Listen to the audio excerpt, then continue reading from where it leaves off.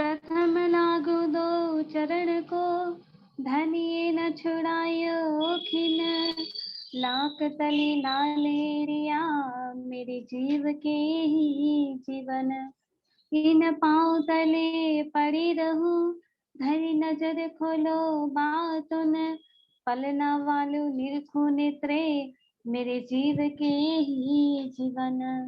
ए चरण निमखना छोड़िए, राखिए माहे नयनन। ए निस्बत हक अरश की, मेरे जीव के ही जीवन। मेरे जीव के ही जीवन। बोलिए श्री प्राणनाथ प्यारे की जय, धाम के धनी की जय। જે ગઈ વખતે લીધું હતું આપણે એ જ આપણે કન્ટિન્યુ કરીશું. પશુ પંખીઓની જે શોભા છે, એમનું જે ઇષ્ટ છે, એ ધણી આપણને સમજાવી રહ્યા છે, બતાવી રહ્યા છે. તો એને જ આપણે આગળ જોઈએ. अरवा इनो की ना छुटे, पर ऊपर होए बेहोश। अंग अरवा क्या छूट ही, अंदर धनी को जोश। अंदर धनी को जोश, एक रोम न गिरे इनो का।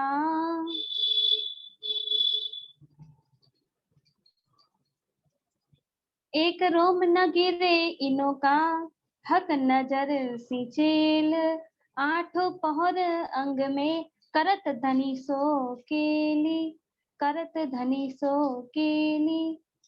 આપણે જે ગઈ વખતે જોયું કે પશુ પંખીઓનો ઇષ્ટ ધણી સામે કેવો છે, તો પશુ પંખીઓ કેવા છે કે જે ધણીને એટલા રીઝાવે છે કે એ એમની રીઝાવાની અદાઓ જોઈને ધણી પણ એમની સાથે મળીને ખેલ કરવા લાગે છે. અને એ જે જાનવરોનો જે સોહાગ છે, એટલે કે જાનવરો માટે પણ એ ધામધણી, એ ધણી જ એમના ખાવંદ છે, ખસમ છે, કે એમના વગર એમના પ્રાણ નથી કોઈ. એ જ ધણી જ એમના પ્રાણ છે. જેવી રીતે આપણા બ્રહ્મ સૃષ્ટિઓ માટે ધણી જેટલા મહત્વ પ્રાણ છે, આપણા જીવના જીવન છે, આત્મના આધાર છે, એવી જ રીતે પશુ પંખીઓ પણ એ આત્મ સ્વરૂપ જ છે. અને એમના માટે પણ ધણી એ એમના ધામધણી છે. અને એમને રીઝાવવા માટે કેટલી સુંદર મજાની લીલા કરી રહ્યા છે કે વનોમાં જે સુંદર પશુ પંખી જાનવરોના ઝુંડ રહે છે, એ મીઠા મીઠા અવાજ કરીને ધણીને બોલાવી રહ્યા છે. કરે મીઠે મુખ બોલ, કરત હે કલોલ. એ પોતાનો કલોલ મીઠો મીઠો અવાજ કરીને ધણીને બોલાવતા એમને રીઝાવી રહ્યા છે. એ મીઠો અવાજ ધણીના કાનમાં એ જ રીતે પડી રહ્યો છે કે જાણે ધણીની જોડે જ એ પશુ પંખી આવીને બોલતા હોય. એ સહેજ પણ દૂરી નથી લાગતી કે વનોની અંદર બેઠેલા પશુ પંખીઓ એ ધણીને પુકાર કરી રહ્યા છે, એમનું નામ બોલી રહ્યા છે. તો એ નામ એ રીતે ધણીને સંભળાઈ રહ્યું છે રંગમહલમાં બેઠેલા ધણીને, કે એ જાણે રંગમહલમાં જ પશુ પંખીઓ આવીને એમની સામે આવીને એમને બોલાવી રહ્યા હોય. એટલે અવાજની સહેજ પણ દૂરી લાગતી નથી. પરમધામમાં દૂર કે નજીક જેવું કશું નથી. પરમધામમાં બધું સહેરકથી નજીક જ છે. અને આ જે જુબાન છે, એ જુબાન પશુ પંખીઓની એ જુબાન શું છે, રાત દિવસ ધણીનું નામ જપ્યા કરે છે. બસ ધણી ધણી, તુહી તુહી, ખસમ ખસમ. આના સિવાય એમના મુખમાંથી બીજું કંઈ જ પણ નીકળતું નથી. એટલા મીઠા મીઠા અવાજે ધણીનું નામ બોલી રહ્યા છે. અને આ પશુ પંખીઓ બધા પોતપોતાના સમય અનુસાર ધણીના ખાવંદના પોતાના ખાવંદના દીદાર કરવા માટે હંમેશા તત્પર થઈને આવી જાય છે. દોડતા બધા જ પશુ પંખીઓ જાનવરો ભેગા થઈને પોતાની ફોજ લઈને ધણીના દીદાર માટે આવે છે. અને ધણીનો જે દીદાર છે, એ દીદાર પ્રાપ્ત કરીને ધણીના ઇશ્કથી પોતાની અંદર સિંચન કરે છે. ધણી એ ઇશ્કનું સિંચન પોતાની નજરોથી પશુ પંખીઓ અને જાનવરોની અંદર કરી પંખીઓ પણ એ સિંચન લઈ રહ્યા છે. એ બંને આશિક માશુકની લીલા થઈ રહી છે. તો આ જે વાતો છે એનું વર્ણન અહીં આગળ થઈ શકતું નથી. અને આ પરમધામના પશુ પંખીઓ જે છે એ પશુ પંખીઓનો ઈશ્ક જે ધણી માટે છે એ ઈશ્ક કેવો છે? તો જાણે કે જો ધણીના દીદાર ના મળે તો એ ધણીના દીદારને ના પ્રાપ્ત કરવાથી જાણે એમનો જીવ નીકળી જાય છે, એમના પ્રાણ જ છૂટી જાય છે, એવી એમની હાલત થઈ જાય છે. પણ પશુ પંખીઓ પરમધામના અખંડ તન છે, એ અખંડ તન ક્યારેય પણ છૂટી શકે નહીં, એમાંથી જીવ નીકળી શકે નહીં. કેમ? કારણ કે અંદર શું છે? અંદર ધણીનો જોશ વિરાજમાન છે. એ ધણીના ઈશ્કનું જ સ્વરૂપ છે. પશુ પંખી જાનવરો જે કંઈ પણ શોભા લઈ રહ્યા છે એ બધાની શોભા કોણ છે? ધણીના ઈશ્કની જ સ્વરૂપ છે. અને એ સ્વરૂપની અંદર ક્યારે પણ ખંડિત થાય નહીં, એ સ્વરૂપ ક્યારે પણ ખંડિત ના થાય, એમાંથી પ્રાણ નીકળી શકે નહીં. એ કેવો છે? અખંડ સ્વરૂપ છે. અને એ અખંડ તનમાંથી ક્યારે પણ પ્રાણ છૂટી શકે નહીં. પણ એ ઈશ્કને દર્શાવવા માટે કે એ ઈશ્ક જો ના મળે તો શું હાલત થઈ જાય, એ ઈશ્કની પહેચાન કરાવવા માટે અહીંયા આગળ ધણી આપણને આ રીતે કહી રહ્યા છે કે જો પશુ પંખીઓને ધણીનો સમય પર દીદાર ના મળે તો એમની આવી હાલત થઈ જાય છે. કેટલો પ્રબળ ઈશ્ક છે એમનો. પશુ પંખીઓનો જે ઈશ્ક અહીંયા આગળ ખાલી વર્ણન કરવામાં આવે છે, એ પ્રબળ ઈશ્ક એટલો વિશાળ સાગરનો પુંજ છે ને કે એમાં ક્યારેય પણ ઓછપ આવી શકતી નથી. અને ધણી પોતાના ઈશ્કનું સિંચન એમાં કરતા જ જાય છે, કરતા જ જાય છે, કરતા જ જાય છે. એ ક્યારેય પણ કમી એમાં આવી શકતી નથી. એટલે એ દીદાર માટે હંમેશા તત્પર રહે છે. હવે આગળ શું કહે છે? એક રોમ ન ગીરે ઇનોકા હક નજર સિંચેલ આઠો પહર અંગ में करत धनी सो केली एक रोम न गिरे इनोका. આ પશુ પંખીઓ જે છે એમનું એક પણ રોમ એટલે કે એક પણ વાળ ખરતો નથી. પશુ પંખીઓનો પંખ ક્યારે પણ ખરતું નથી. અહીં આગળ તો આપણે જોઈએ છે કે અહીં આગળના પશુ પંખીઓ બધા કેવા છે કે એમને તો પંખ ખરી જાય, એમનું મૃત્યુ થાય, એમના વાળ ખરતા હોય છે. તો એ અહીંયા આગળની વસ્તુ છે, એ તો ખંડિત વસ્તુ છે, અહીંયા આગળની નશ્વર તનની વસ્તુ છે. જ્યારે પરમધામના સ્વરૂપો તો કેવા છે? અખંડ સ્વરૂપો છે. એમાં ક્યારેય પણ કોઈ પણ ઓછપ આવતી નથી, કોઈ કમી નથી થતી. એમનું જે સ્વરૂપ છે ને એ સ્વરૂપ હંમેશા સુંદરતામાં વધતું જ જાય છે, એ ક્યારેય પણ કમ નથી થતું. પીછું ખરી જાય કે વાળ પડી જાય, એ વાળ ખરી જાય તો શું થાય? એ કમી થઈ ગઈ કહેવાય. પણ પરમધામના પશુ પંખીઓનું તો એક રોમ પણ ખરી શકતો નથી. એક રોમ ન ગીરે ઇનોકા હક નજરે સિંચેલ. કેમ નથી ખરી શકતો? કારણ કે રોમે રોમમાં ધણીનો ઈશ્ક વહી રહ્યો છે. એ પશુ પંખીઓનું રોમ રોમ ધણીના ઈશ્કની પુકાર લગાવી રહ્યું છે. એ રોમ રોમ ગઈ રહ્યું છે, ધણી ધણી તુહી તુહી, ધણી ધણી તુહી તુહી. પશુ પંખીઓનું તો મુખ અને એમનો અવાજ તો છે જ મીઠો કે એ ગાય છે અને ધણીને રીઝાવે છે, પણ દરેક રોમ પણ ચેતન છે. એટલી જ કોમળતા જેટલી ધણીના દિલની કોમળતા છે. એ કોમળતાનો સાગર વહી રહ્યો છે ને જે ધણીના દિલમાં, એ કોમળતાનો સાગર રોમે રોમમાં વહી રહ્યો છે. આ તો એક પશુ પંખીની વાત કરી છે કે એક પણ પશુ પંખીનું રોમ એટલે કે એનો વાળ ખરતો નથી, એનો પંખ ખરતો નથી. તો આવા તો અઢળક પશુ પંખીઓ છે, અનંત છે. જાનવરો છે એટલા વિશાળ અને એટલા અદ્ભુત, એટલા અનંત, બેશુમાર. એ દરેકની વાત એ એક વાતમાં આવી જાય કે ક્યારેય પણ કોઈ પણ પશુ પંખી કે જાનવરનું કોઈ પણ વાળ પણ ખરતો નથી. એ રોમે રોમ ચેતન છે. અને એ રોમે રોમ જે ચેતન છે ને એ ચેતન રોમે રોમ ધણીની જ અવાજ કરી રહ્યો છે, ધણીની જ પુકાર કરી રહ્યો છે. એની અંદર પણ એ જ ગુણ સમાયેલા છે, કોમળતાનું, ચેતનતાનું, સુગંધિતતા, નૂરી, સ્વયં પ્રકાશિત છે, શીતળતા છે. આ બધા જ ગુણો રોમે રોમમાં સમાયેલા છે. એટલે શું છે? આ હક નજરથી સિંચેલા છે.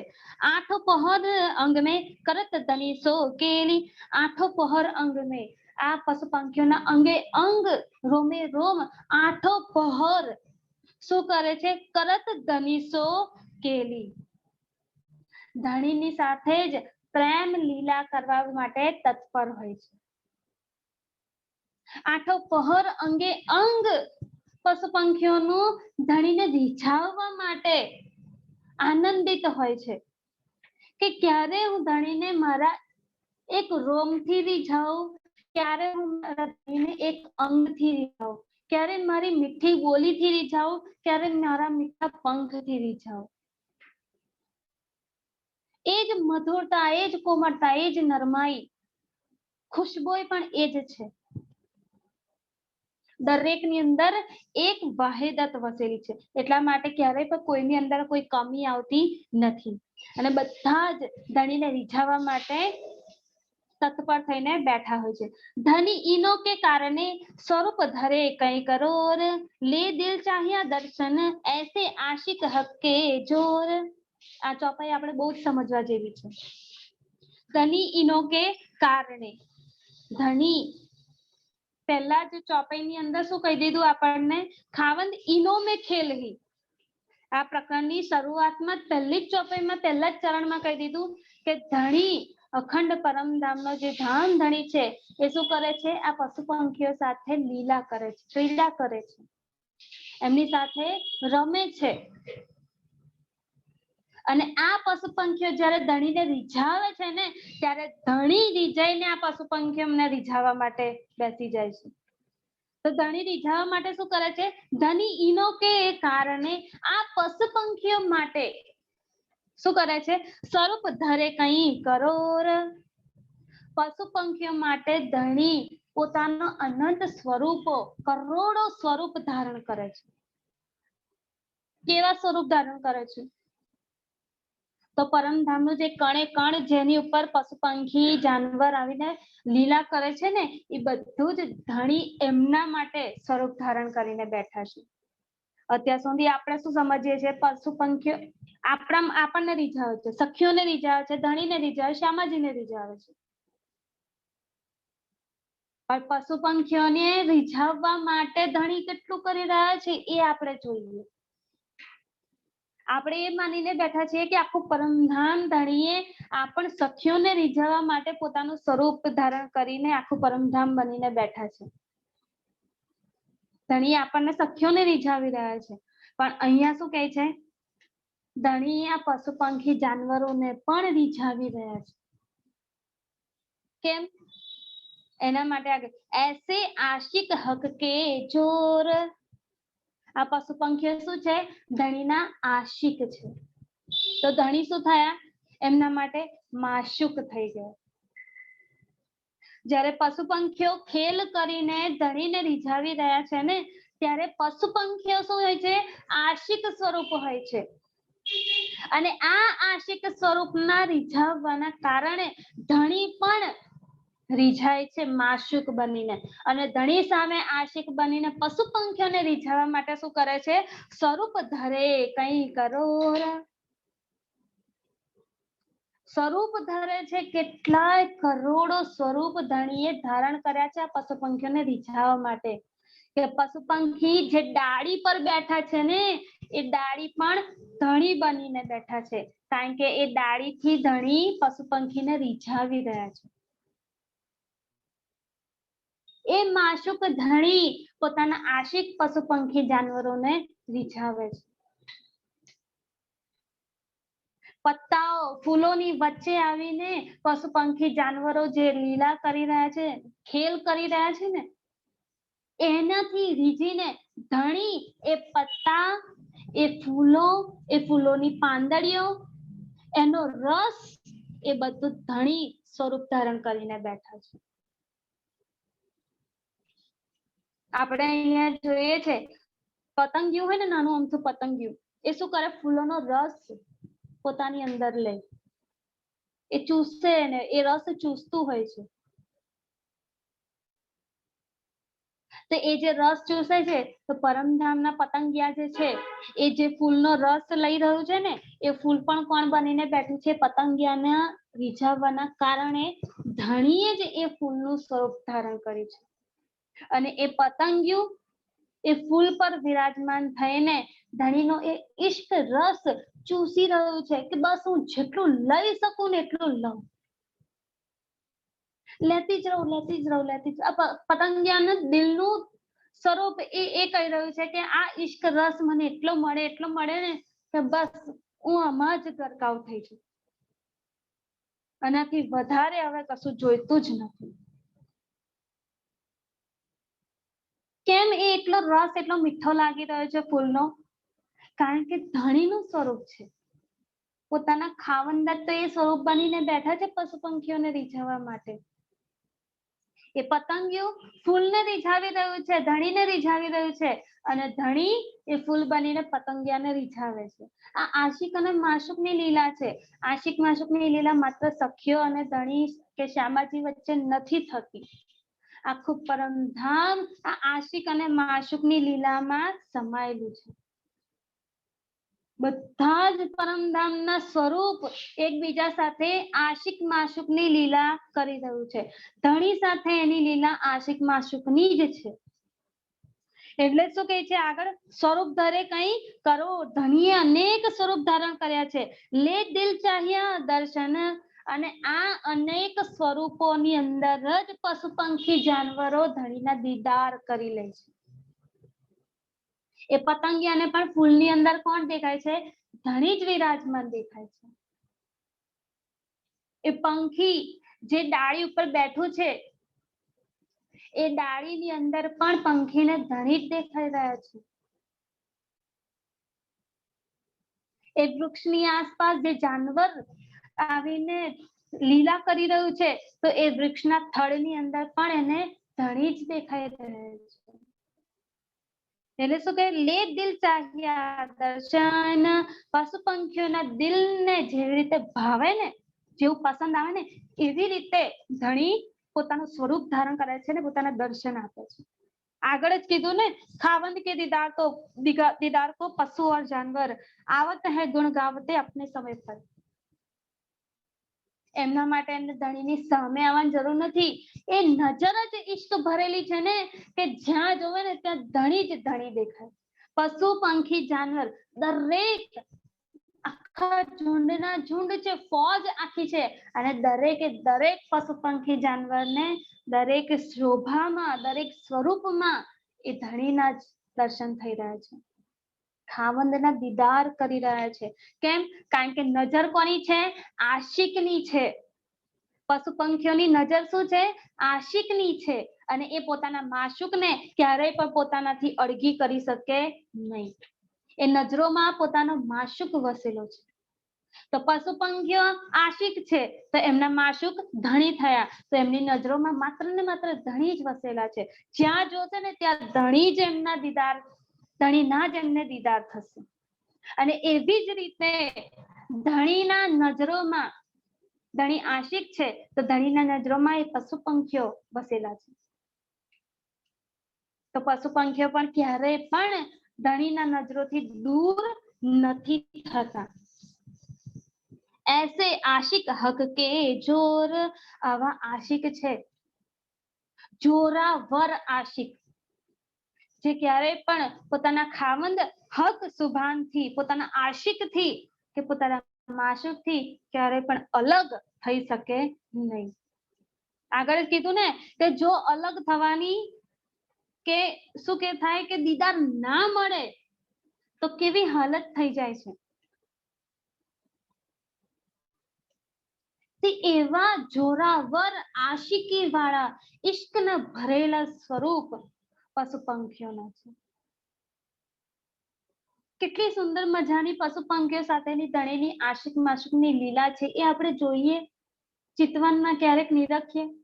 સખી બનીને જ ધણી સાથે કેટલું સુખ લઈ શકે, મીન્સ કે એ સુખ આપણને સખી બનીને જ મળશે. પરમધામનું જે અનંત અંગ છે ને એ અંગે અંગ બનીને આપણે એ સુખ લઈએ. ધણીનું એ એક સ્વરૂપ આપણે બનીને એનું સુખ લઈએ.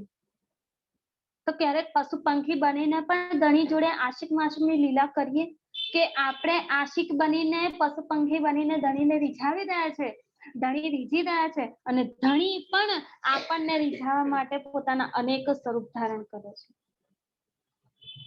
તો આ જે આશિક માશિકની લીલા છે એને પણ આપણે ચિતવનમાં જોઈએ.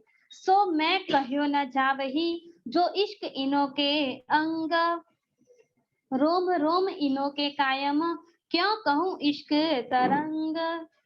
સો મેં કહ્યો ન જાવહી, આ જે આશિક માશિકની લીલા છે, આ જે ઇશ્ક છે બંનેનો, એ ઇશ્કનું વર્ણન અહીં આગળ આ મુખેથી થઈ શકે એવું નથી. જો ઇશ્ક ઇનો કે અંગ, આ દરેક પશુ પંખીઓના જાનવરોના અંગે અંગમાં ધણીનો ઇશ્ક સમાયેલો છે, અને એ ઇશ્કનું વર્ણન, એ ઇશ્કની વાત અહીં આગળ કરી શકાય એવી નથી. રોમ રોમ ઇનો કે કાયમ, પરમધામના પશુ પંખીઓ જાનવરોના રોમ રોમ કેવા છે? અખંડ છે, કાયમ છે, એ ક્યારે પણ ખરતા નથી, ક્યારે પણ અંગથી અંગ જુદું થતું નથી. એ પશુ પંખીઓના પંખ, એમના જે વાળ છે એ બધા જ અંગ સ્વરૂપ છે. અંગ સ્વરૂપ એટલે હાથ પગ કે માથું કે ધડ એવું નહીં, એ અંગ ના કહેવાય. અંગ એટલે પરમધામના એકમાત્ર દિલ છે. ધણીનું જે દિલ છે ને એ દિલને જ અંગ કહેવામાં આવ્યું છે. તો પશુ પંખીઓના જે અંગ અંગ કહેવામાં આવ્યા છે ને, એ દરેકે દરેક અંગમાં ધણીનું દિલ ધડકી રહ્યું છે. ધણીકનું દિલ જ એ સ્વરૂપ ધારણ કરીને બેઠું છે. એ પશુ પંખીઓના પંખ જે છે ને, જે અંગ સ્વરૂપ છે પશુ પંખીઓના, એ પણ કોણ છે? ધણીનું દિલ જ છે. કે જે ધણીનું દિલ એ પશુ પંખીઓ પર આખું છવાઈ ગયેલું છે, એને શોભા આપી રહ્યું છે. એ ધણીની આશિકી છે, ધણીનો ઇશ્ક છે, એ ક્યારે પણ પશુ પંખીઓથી અલગ થતો નથી. અને એ રોમે રોમમાં જે ઇશ્ક વહી રહ્યો છે ને ધણીનો, એ અંગે અંગમાં જે ઇશ્ક છે એનું વર્ણન આ જુબાનથી થઈ શકતું નથી. ક્યાં કહું ઇશ્ક તરંગ, આ રોમે રોમ જે કાયમ છે, અખંડ છે, કે જે ક્યારેય પણ પોતાના ઇશ્ક ધણી આશિકથી માશુકથી અલગ થતા નથી. એવા ઇશ્કના તરંગોની શું વાત કરવી. ઇશ્કના તરંગો એટલે એ ઇશ્ક છે એ સાગર સમાન છે, અને એ ઇશ્કમાંથી જે લહેરો નીકળી રહી છે ને, જે ઉઠી રહી છે લહેરો, એ લહેરો શું છે? ઇશ્કની તરંગો છે. ના એ સાગરનું વર્ણન થઈ શકે છે, કે ના એ રોમે રોમની અંદર એ સાગર વસેલો છે, અંગે અંગમાં એ સાગર વસેલો છે, અને એ સાગરની જે લહેરો ઉઠી રહી છે ને, એનું એ તરંગોનું વર્ણન અહીં આગળ થઈ શકતું નથી. કારણ કે સાગરની અંદર તો કેટલી અનંત લહેરો ઉઠે, કોણ ગણી શકે? અહીંયાના જે નશ્વર દુનિયાના જે સાગર છે, જે દરિયો છે, એની લહેરો પણ કોઈ ગણી શકતું નથી. આખો દિવસ બેસી રહીએ ને તો પણ એ લહેરો ગણાય નહીં. અનંત લહેરો ઉઠે છે આ હદના સાગરમાં પણ. તો એ તો બેહદનો ઇશ્કનો સાગર છે, જે રોમે રોમમાં વસી રહ્યો છે પશુ પંખીઓના. તો એ પશુ પંખીઓના રોમે રોમમાં અંગે અંગમાં જે ઇશ્કનો સાગર છે, એમાં ઉઠતી લહેરો છે, એ લહેરોનું વર્ણન થઈ શકતું નથી. एक इश्क धनी बिना और कछु जानत ना है, खेले बोले गाए लरे सो सब इश्क માં है. एक इश्क धनी बिना और कछु जानत ना है. આ પાછો પંખીઓ જે છે ને, એ ક્યારેય પણ બીજું કશું જાણતા જ નથી, એકમાત્ર ધણી, ધણીના ઇશ્કને એને જ જાણે છે, એના સિવાય બીજું કશું જ એ જાણતા નથી. બીજું કશું ના જાણવું એટલે શું? બીજું કશું ત્યાં છે જ નહીં કે જે જાણવા જેવું છે. પરમધામની અંદર એક અદ્વૈત સ્વરૂપ છે. એક અદ્વૈત એટલે માત્ર ને માત્ર ધણી ધણીનો ઇશ્ક જ વહી રહ્યો છે. એ ધણીનું દિલ જ સર્વે અંગો અંગોમાં કાર્ય કરી રહ્યું છે. તો એ ધણીનું ઇશ્ક, ધણીનું દિલ, એના સિવાય બીજું કંઈ જ પણ જાણવા જેવું નથી. કારણ કે ત્યાં દ્વૈત વસ્તુ છે જ નહીં. બીજું કશું છે જ નહીં તો બીજું જાણે જ શું? એટલે શું કહે છે? એક ઇશ્ક ધણી બિના, ધણીના એકમાત્ર ઇશ્ક વગર और कछु जानत ना है. બીજું કશું જ કોઈ પણ પશુ પંખી જાનવર કશું જાણતા જ નથી. એકમાત્ર ધણીનો ઇશ્ક જ જાણે છે. ખેલે બોલે ગાય નરે. પશુ પંખીઓ ખેલે છે, રમે છે, બોલે છે, ગાયન કરે છે. પોતાના મીઠા અવાજ, મધુર અવાજથી ગાયન કરી કરીને ધણીને રીઝાવી રહ્યા છે. તો આ બધામાં શું છે? ધણીનો ઇશ્ક જ લીલા કરી રહ્યો છે. સો સબ ઇશ્કમાં હે. આ બધું જ ઇશ્કે ઇશ્કમાં ડૂબેલું છે. ઇશ્ક વગર પરમધામમાં બીજું કશું છે જ નહીં. એટલે પરમધામમાં બીજું કશું જાણવા જેવું પણ નથી કે જેને જાણી શકાય. પરમધામ કેવું છે? અદ્વૈત સ્વરૂપ છે અને ત્યાં દ્વૈત નથી એટલે બીજું કશું નથી. એકમાત્ર ઇશ્ક છે અને એ ઇશ્કને જ પશુ પંખીઓ જાણે છે. ક્યાં કહું પશુ પંખિયન કી इनके इश्क को बल. एक जर्रे को न पहुंचे ही इन अंग की अकल. क्यों कहूं पशु पंखियन की इनके इश्क को बल.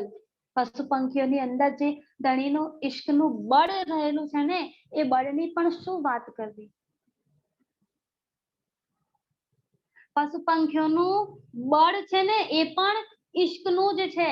કેવું બળ છે કે પરમધામમાં ઓલરેડી પહેલી વાત કે ત્યાં કશું ભારે તો છે જ નહીં. ના આપણા તન ભારે છે કે ત્યાં આગળ કોઈ મોટો પહાડ છે એ પણ ભારે છે. પુખરાજ લઈએ, માણેક લઈએ કે બળીરામની હવેલીઓ લઈએ, કશું પણ જે આસમાન સુધી ઊંચાઈ ધરાવે છે ને એ પણ ભારે નથી. બધું જ કોમળ, નરમ અને ચેતન છે. એટલે પશુ પંખીઓ ઈચ્છે ને લીલા કરવા માટે તો શું કરે? એ કશું પણ ઉઠાવી શકે છે. એમનું બળ એટલું છે ને કે એ પોતાનું બળ ધરાવીને બધી લીલા કરી રહ્યા છે. એટલે શું કહે છે? ક્યાં કહું પશુ પંખિયન કી ઇનકે ઇશ્ક કો બલ. એમના ઇશ્કનું બળ એટલું વિશાળ છે ને કે અહીંયા આગળ બળ હોવું એટલે કે એની વિશાળતા જણાવી રહ્યા છે. બળ એટલે કે ભારે અને ઓછાની વાત નથી. બળ એટલે કે એ ઇશ્કનું સ્વરૂપ એટલું વિશાળતા ધરાવી રહ્યું છે ને કે એની અંદર ક્યાંય પણ કોઈ પણ કમી આવતી નથી. સાગર જ સાગર છે. એ એક સાગરમાંથી એક બૂંદ જો આ બહાર નીકળી જાય તો એમાંથી શું થાય? સાગર ઓછો થઈ જાય? ના થઈ શકે. ના એ બૂંદ ક્યારેય બહાર નીકળે છે કે ના એ સાગરમાં કોઈ ઓછા પામે છે. એ બળ છે. એક જર્રે કો ન પહોંચે ही इन अंग की अकल. આ પશુ પંખીઓનું જે ઇશ્ક છે એ ઇશ્કનું એક જર્રો, એક કણ માત્ર પણ જો આપણે જોવા જઈએ કે એને જોઈને વર્ણન કરવા જઈએ તો શું થાય? જર્રે કો ન પહોંચી. અહીંયાની અક્કલ ક્યારે પણ એક જર્રાને, એક કણને પણ પહોંચી શકતી નથી. એ ઇશ્કનું બળ છે કે એનું એક શું કહેવાય કરોડમો હિસ્સો પણ લઈએ ને તો પણ એનું વર્ણન થઈ શકતું નથી. એને અહીંયાની અક્કલ, ઇન અંગ કી અક્કલ, આ નશ્વર તનની જે અક્કલ છે, જે બુદ્ધિ છે, એ ત્યાં પહોંચીને એનું વર્ણન કરી શકતી નથી.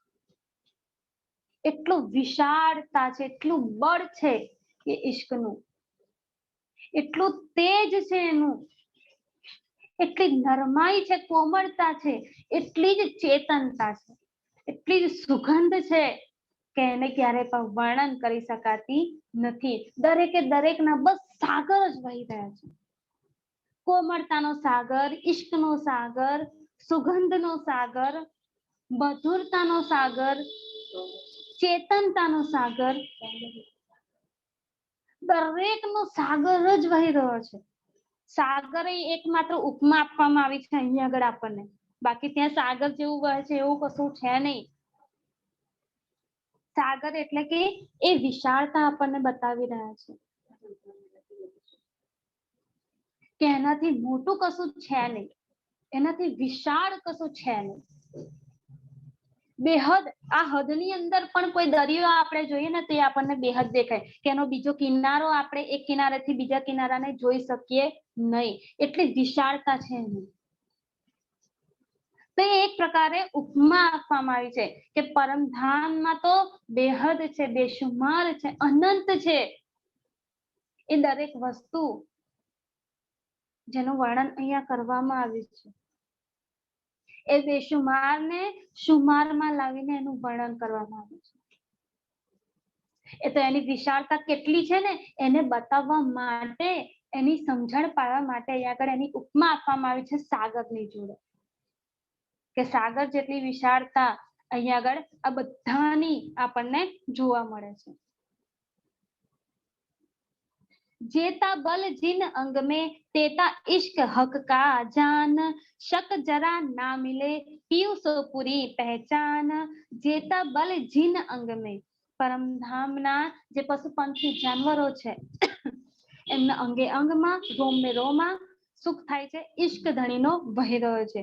એટલે શું કે છે, જેતા બલ જીન અંગ મેં, પશુ પંખીઓના જે કઈ પણ અંગો છે, જે કઈ પણ રોમે રોમ છે, એ દરેકની અંદર શું છે, જે બળ છે ને એ બળ કોનું છે, તેતા ઇશ્ક હક કા જાન, એ બળ ધણીના ઇશ્કનું જ જાણવાનું છે, એ બળ પશુ પંખીઓનું નથી.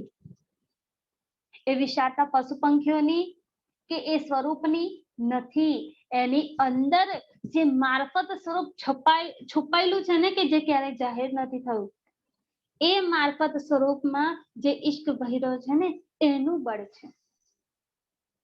પરમધામમાં આપણી વાત જ એ થઈ, આપણો ઇશ્ક રબદ જ એનો થયો કે આપણે શું કર્યું, આપણું અંગનું બળ જોયું.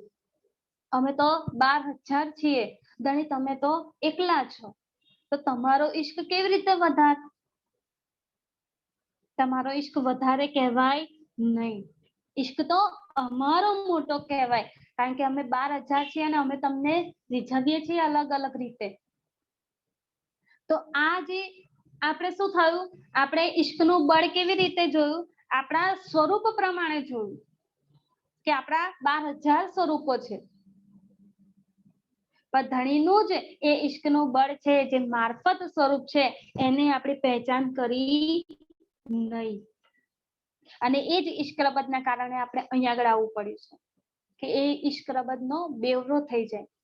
ધણી આપણને બતાવી રહ્યા છે કે દરેકની અંદર બળ તો કોનું છે, ઇશ્કનું, એટલે મારું જ છે. એટલે તો આપણે વાણીમાં ચોપાઈ કહી દીધી છે કે ઇશ્ક શું છે, ઇશ્ક ના કહ્યો કોઈ ના, ઇશ્ક સમાન. હા, એ ધની પાયા ઇશ્ક બેન, ઇશ્ક ના સમાન જેવું કોઈ નથી. ઇશ્ક દરેકની અંદર છે પણ ઇશ્ક ના સમાન કોઈ નથી. એટલે કે ઇશ્ક તો ધણીનો દરેક સ્વરૂપની અંદર વહી રહ્યો છે, પણ ઇશ્કના સમાન કોઈ જ નથી. ઇશ્કની જેવું આપણે કોઈને કહી શકીએ નહીં, કારણ કે પરમધામમાં બીજું છે જ નહીં, તો જેવું કહેવાની વાત જ ક્યાં આવે? પરમધામમાં તો એ ઇશ્ક જ ઇશ્ક ધણીનો છે, ધણીનો ઇશ્ક જ ધણીના જેવો છે. તુલસીરામ શું જેમણે રામાયણ લખ્યું બરાબર, તુલસીદાસજી, તો એમણે પણ રામ ભગવાન માટે શું કીધું છે કે મારા રામજી તો એટલા સુંદર છે, એટલા સુંદર છે ને જેવા મારા રામજી છે. એટલે કે રામ ભગવાન જેવા જ રામ ભગવાન છે, રામજી જેવું બીજું કોઈ છે જ નહીં, એની ઉપમા જ નથી કોઈ, એના જેવું બીજું કોઈ છે જ નહીં. તો આપણા ધણીની વાત તો શું કરવી આપણે? જો અહીંયાના ભક્તો પણ પોતાના ભગવાન માટે આવી ઉપમા આપી શકે, આપણા ધણી માટે એ અદ્વૈત સ્વરૂપ માટે તો શું કહેવું. તો એમનો જ ઈશ્ક દરેક અંગે અંગમાં એટલે કે દરેક સ્વરૂપમાં વહી રહ્યો છે અને એમનું જ બળ, એ ઈશ્કનું બળ જ આપણે જાણવાનું છે. તેતા ઈશ્ક હક કા જાન કીધું છે, જાણજો કે દરેકની અંદર જે ઈશ્ક વહી રહ્યો છે એ ઈશ્ક ધણીનો જ છે, એમનું જ બળ છે, એ દરેક સ્વરૂપ જાણજો. શક જરા ના મિલે, અને આ વાતમાં કોઈ પણ પ્રકારની શંકા નથી કે આ વાત જે ઈશ્કની વાત છે ને, કે ઈશ્કનું જ બળ દરેક સ્વરૂપમાં જોવા મળે છે, એમાં કોઈ પણ પ્રકારની શંકા કે કોઈ પણ પ્રકારની શું કહેવાય આશંકાઓ નથી. એ ઈશ્કનું જ બળ છે, એ બેશક વાત છે. ધણીનો જ ઈશ્ક છે, એ બેશક વાત છે. इश्क बढ़ारे सबन में ना कोई इश्क સમાન. ઈશ્ક દરેકની અંદર છે અને મોટો જ છે, વધારે બળારે મોટો જ છે, પણ ઈશ્કના સમાન કોઈ જ નથી. કારણ કે બીજું હોય તો સમાનતામાં આવે ને, બીજું છે જ નહીં. એટલે દરેકની અંદર જે ઈશ્ક છે ને, એ ઈશ્ક કોનો છે? ધણીનો જ છે. અને આ વાત કેવી છે? બેશક વાત છે. પીયું સો પૂરી પહેચાન. અને આ અંગને જ્યારે જાણી લઈએ, એના ઈશ્કનું બળ જ્યારે આપણે જોઈએ અને એ ઈશ્કના બળની પહેચાન કરી લઈએ ને, ત્યારે શું થાય છે? પીયું સો પૂરી પહેચાન.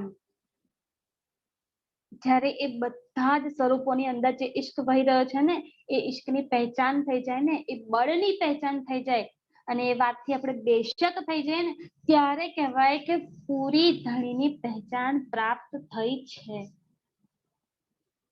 પરમધામની બ્રહ્મ સૃષ્ટિનો દાવો તો બધાએ લઈ લીધો છે, પણ એ બ્રહ્મ સૃષ્ટિની અંદર પરમધામના અંગે અંગનું એક સ્વરૂપનું, ચાહે એ દરવાજો હોય, ચાહે એ કિવાડ હોય, પછી મહેરાબ હોય કે થંભ હોય, ચંદ્રવા હોય કે જીમી હોય, એ એક સ્વરૂપની અંદર જે ઈશ્ક વહી રહ્યો છે, એ ઈશ્કનું બળ આપણે અનુભવ્યું છે. બ્રહ્મ સૃષ્ટિ બનીને તો સુખ લઈ પણ લઈશું, પણ એ એક અંગમાં જે ધણીનો ઈશ્ક વહી રહ્યો છે ને, એનું સુખ પરમધામનું લેવાનું જ છે. અને બ્રહ્મ સૃષ્ટિ જે હોય ને, એ તો લેશે જ. એ પશુ પંખીનું પણ સુખ લેશે, એ જાનવર બનીને પણ ધણીને રીઝાવશે, એનું સુખ લેશે. એ વૃક્ષ બનીને, વૃક્ષના પત્તા બનીને, એનો ફૂલ બનીને, ફળ બનીને પણ ધણીનું એ સુખ લેશે, એ ઈશ્ક લેશે. તો ધણીની પૂર્ણ પહેચાન થઈ કહેવાય. ખાલી બ્રહ્મ સૃષ્ટિની ઓળખાણ કરી દે, હું કોણ છું, ક્યાંથી આવી છું અને મારો ભરથાર કોણ છે, બસ એટલી જ વાત છે. આ 3 પ્રશ્નોના જવાબ મળી ગયા એટલે બધું મળી ગયું? ના. આ 3 પ્રશ્નોની અંદર જે પરમધામની વિશાળતા, બેશુમારતા સમાયેલી છે ને, એનું સુખ, એની લજ્જત અહીંયા બેઠા બેઠા આપણે લેવાની છે. એ પરમધામના અંગે અંગમાં ઈશ્ક વહી રહ્યો છે. અંગ એટલે દરેક પક્ષ, પહાડથી લઈને તણખલા સુધી, રેતીના કણ સુધી બધા અંગ જ છે ધણીના. ધણીના જ સ્વરૂપ છે. અને એ સ્વરૂપોમાં, એ અંગે અંગમાં ધણીનો ઈશ્ક જ વહી રહ્યો છે. અને એ બધાનો ઈશ્ક રૂહ, જે આત્મ છે ને, એ તો લેશે જ. એ જળની અંદર પર ધણીનો ઈશ્ક વહી રહ્યો છે, એનો પણ ઈશ્ક અને એનો પણ આનંદ લઈએ. એ હવા જે વહી રહી છે ને, જે ધણીના નાકમાંથી લઈને સીધું ધણીના દિલમાં પ્રવેશ કરે છે, તો એ નાસિકાનું સુખ પણ લેશે હવા દ્વારા, અને હવાનું પણ સુખ લેશે. અને જે ધણીના દિલમાં વિરાજમાન થઈ ગઈ ને, એનું પણ સુખ પ્રાપ્ત કરશે. કારણ કે એ પણ ઈશ્ક જ છે, ધણીના ઈશ્કનું જ સ્વરૂપ છે. એ જે ઝાંઝરી ઘુંઘરી કાંબી કડલા છે એ પણ ધણીના ઈશ્કનું જ સ્વરૂપ છે. તો એ કેવી રીતે ધણીના ચરણોમાં બંધાઈને કે સખીઓના ચરણોમાં બંધાઈને ધણીનું ઈશ્ક લઈ રહ્યા છે ને, એ પણ ઈશ્કની લજ્જત એ બ્રહ્મ સૃષ્ટિ લેશે. પશુ પંખીઓ પર ધણીને રીઝાવીને કેવી લીલા કરીને ધણીને ઈશ્ક લઈ રહ્યા છે ને, ઈશ્કને ધણીને આપી રહ્યા છે, એ પણ બ્રહ્મ સૃષ્ટિ જે છે એનું સુખ લેશે. તો આ અંગે અંગનું જ્યારે ઈશ્કનું સુખ લઈશું ને ત્યારે શું થશે? પીયુસુ પૂરી પહેચાન બેશક થઈને ધણીના એ ઈશ્કની પૂર્ણ પહેચાન કરી લીધી કહેવાશે.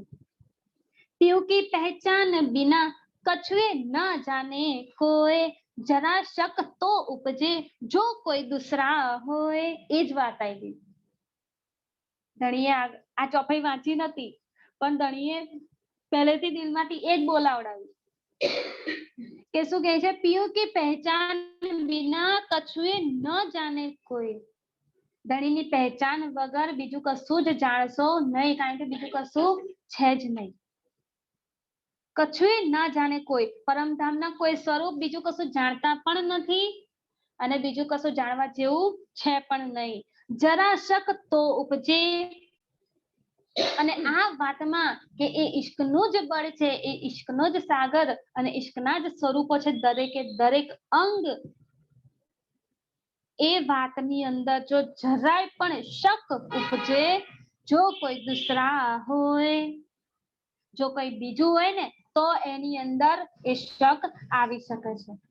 પણ જો એ પરમધામનું રહેવા વાળું છે ને તો એ બાબતે બેશક થઈ જશે કે એકમાત્ર ધણીના ઈશ્ક સિવાય, ધણીના સ્વરૂપ સિવાય બીજું કોઈ જ સ્વરૂપ નથી. દૂસરા જો કોઈ હોય કે બીજું કોઈ છે જ નહીં તો પછી શક આવવાની વાત જ ક્યાં હોય? શક ત્યાં આવે કે જ્યાં કોઈ વિકલ્પ હોય. તો કોઈ વિકલ્પ જ નથી, કોઈ બીજું સ્વરૂપ જ નથી, તો પછી ત્યાં શકની વાત જ ના આવે. બેશક જ રહેવાય. જ્યાં એક છે ત્યાં બેશક છે. અને એકમાત્ર ધણીનું જ એ ઈશ્કનું સ્વરૂપ પરમધામની અંદર વહી રહ્યું છે, એ સાગર વહી રહ્યો છે. અને એ બાબતે પરમધામની બ્રહ્મ સૃષ્ટિ बेशक થઈ જશે. इश्क पूरा इनो अंगो और पहचान पुराण, सब वजूदो एही रोशनी कछु जाने ना हक बीन. इश्क पूरा इनो अंगो, પૂર્ણ ઈશ્ક છે આ દરેકે દરેક અંગની અંદર. પછી એ કોઈ પણ અંગ હોઈ શકે છે, પશુ પંખી, જાનવર, રેતીનો કણ કે આખો પહાડ કે સાગર, કે સાગરની લહેરો, એ જીમી હોય કે આસમાન હોય, દરેકે દરેક પરમધામના સ્વરૂપની અંદર શું છે? ઈશ્ક પૂરા ઇનો અંગો. દરેકની અંગોની અંદર ધણીનો પૂર્ણ ઈશ્ક વહી રહ્યો છે, સંપૂર્ણ ઈશ્ક. ધણીએ પોતાના દિલથી કોઈને પણ ઓછો ઈશ્ક આપ્યો નથી. એવું નથી કે ધણીએ પૂર્ણ ઈશ્ક પોતાની અંદર રાખ્યો છે અને બીજા એમના જે સ્વરૂપો ધારણ કરેલા છે એમને થોડો થોડો ઈશ્ક આપ્યો છે, કારણ કે પૂર્ણ સ્વરૂપ તો ધણીનું છે.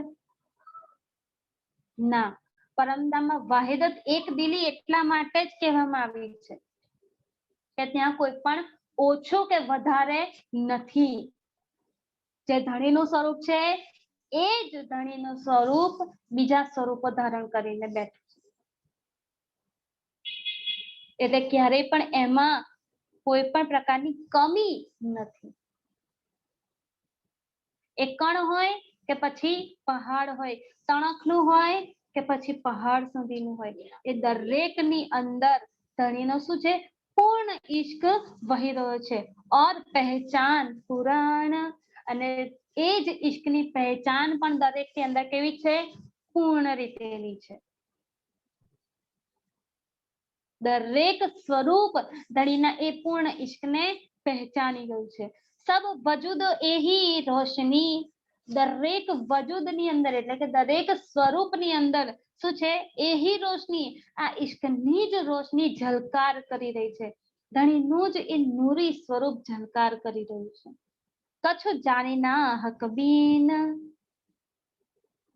બાકી ધણીના સિવાય પરમધામમાં બીજું કશું જ નથી.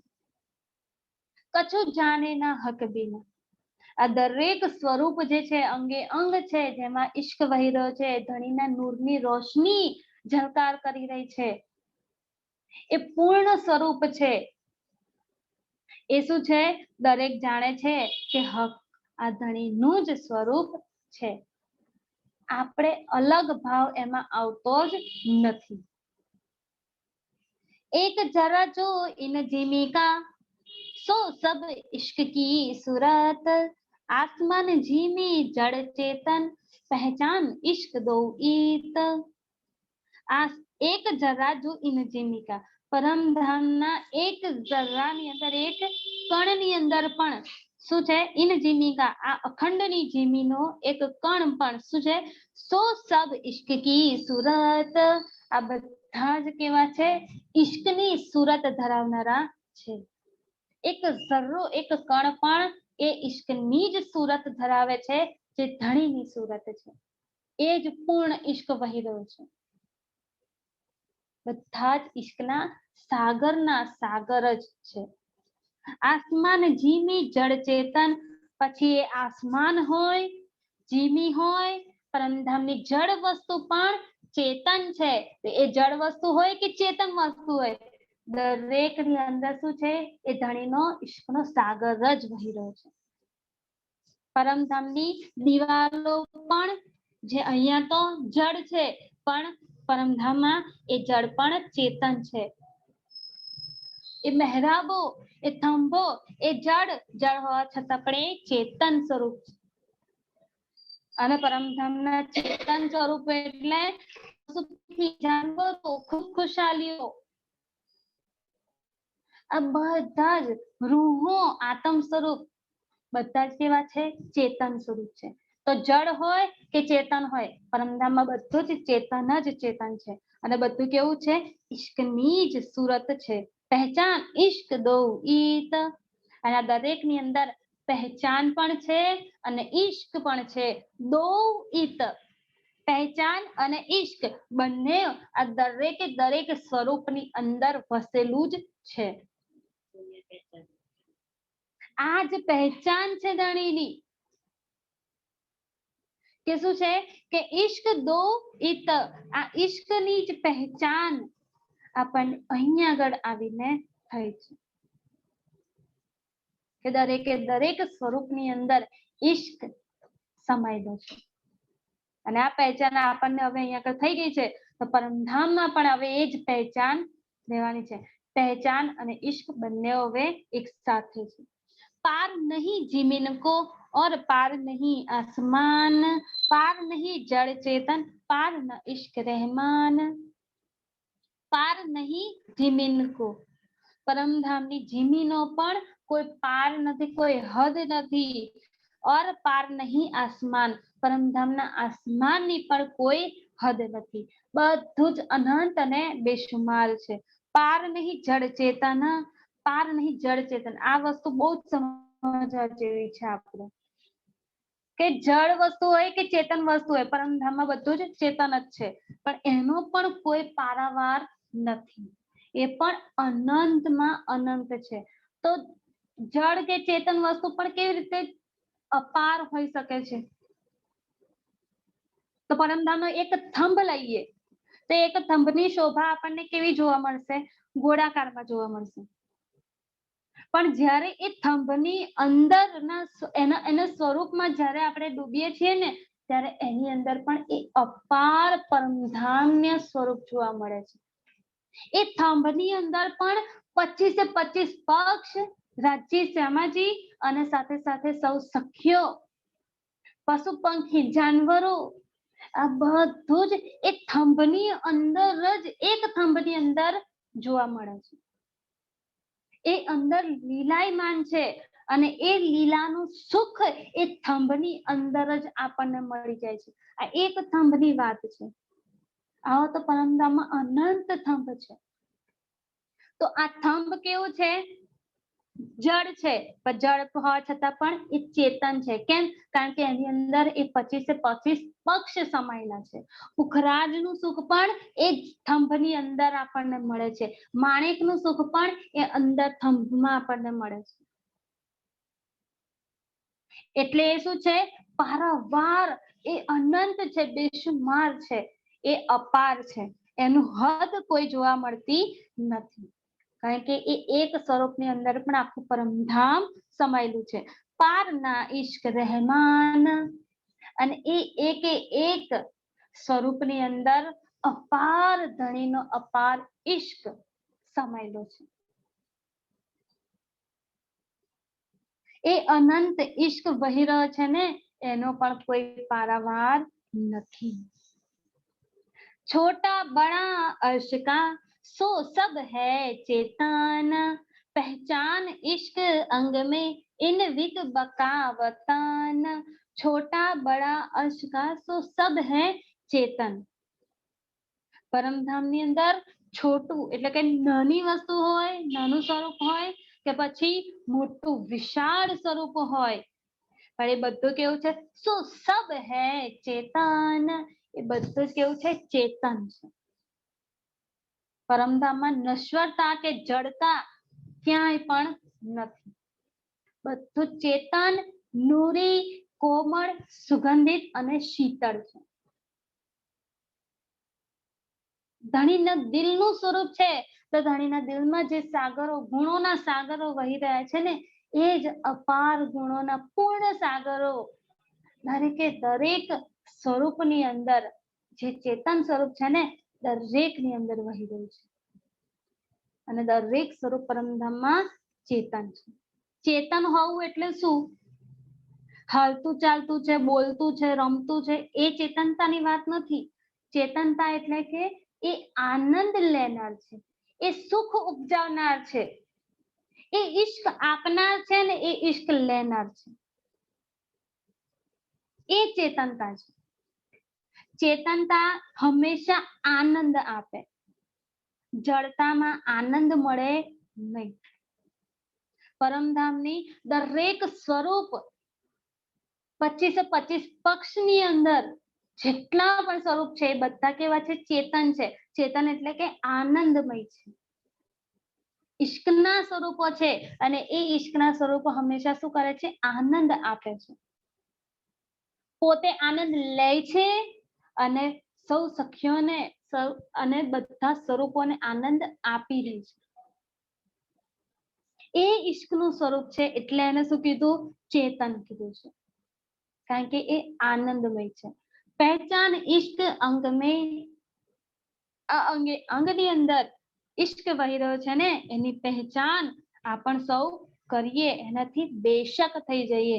ઇન વિદ બકા ચેતન બકા વતન. આ રીતે પરમધામનું અખંડ સ્વરૂપ આપણને જોવા મળે છે. દરેક સ્વરૂપ ચેતન છે, ઈશ્કમય છે, આનંદિત છે.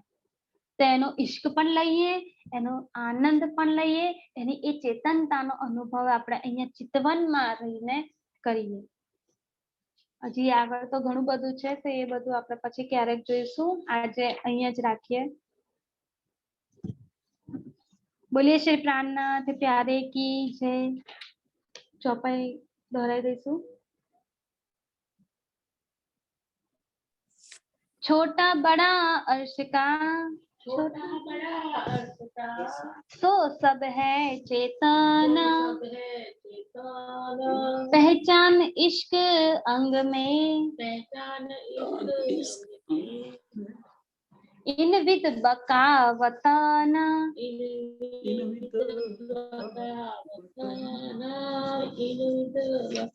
In with बकावतन. बोलिए श्री प्राणनाथ प्यारे की जय. राम के